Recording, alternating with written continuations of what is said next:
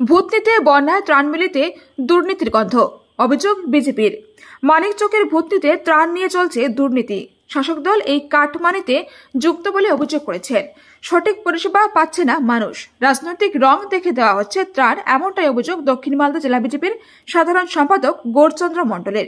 ইতিমধ্যেই ভূতনির উত্তর চণ্ডীপুর সহ অন্যান্য অঞ্চলগুলোতেও ব্যাপকভাবে গঙ্গার জলের স্তর বেড়েছে। দিনকে দিন কয়েক হাজার মানুষ জলবন্দী হয়ে রয়েছে। প্রতিদিনই ক্ষয়ক্ষতি হতেই থাকছে এলাকাগুলোতে।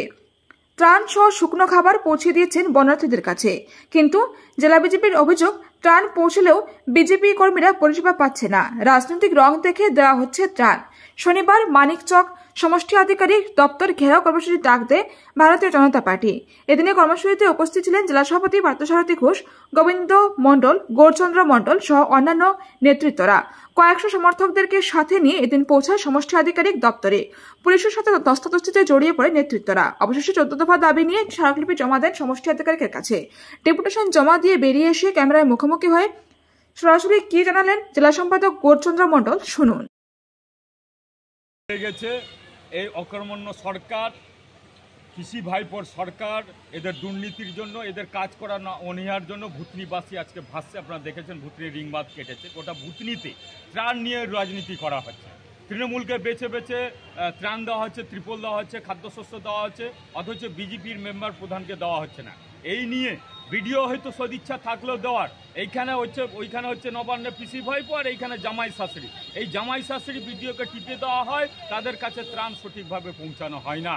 এবার ওইটা নিয়ে আমাদের সমস্ত মানিকচক ব্লক ব্যাপী সমস্ত জিপিতে সর্বদল নির্বিশেষে যারা বন্যায় ভাসছে, সে বিজেপি থাক, সিপিএম থাক, কংগ্রেস থাক, তৃণমূল, সবাই যেন ত্রাণ পায়, এই ডেপুটেশন ছিল আমাদের এবং এটা নিয়েই বিক্ষোভ।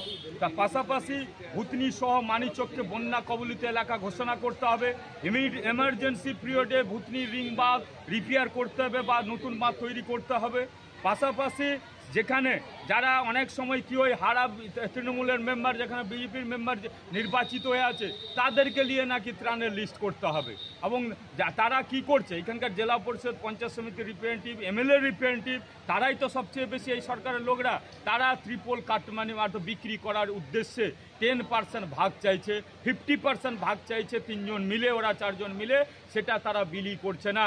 অথচ বিজেপির যারা মেম্বার প্রধান আছে তারা জলে নেমে বিলি করছে, আর তাদের ত্রিপালগুলো রেখে দেওয়া হয়। বিডিও সাহেবকে বলা হয়েছে সেই ত্রিপালগুলো যেন মানুষ পায়, বন্যা কবলিত, বন্যায় যারা ভাসছে, যারা ডুবে আছে তারা পায়, তাদেরকে ত্রিপাল দেওয়া না হয়, খাদ্যশস্য বা ত্রাণ সামগ্রী তাদেরকে দেওয়া হয় না। মেডিকেল টিম, পর্যাপ্ত পরিমাণে নৌকা এবং পর্যাপ্ত পরিমাণে মেডিকেল টিম, জলের ব্যবস্থা, গরু খাওয়ার গোখাদ্যর ব্যবস্থা, এইগুলো নিয়েই সমস্ত বিষয় নিয়ে আমাদের বিডিও সাহেবের কাছে বিক্ষোভ প্লাস ডেপুটেশন দিয়েছি। আমাদের দাবি মেনেছে, আমাদের সমস্ত জনগণের কাছে যেন ত্রাণ সুনিশ্চিত হয়, পায়, সেই ব্যবস্থাটা করবে বিডিও সাহেব।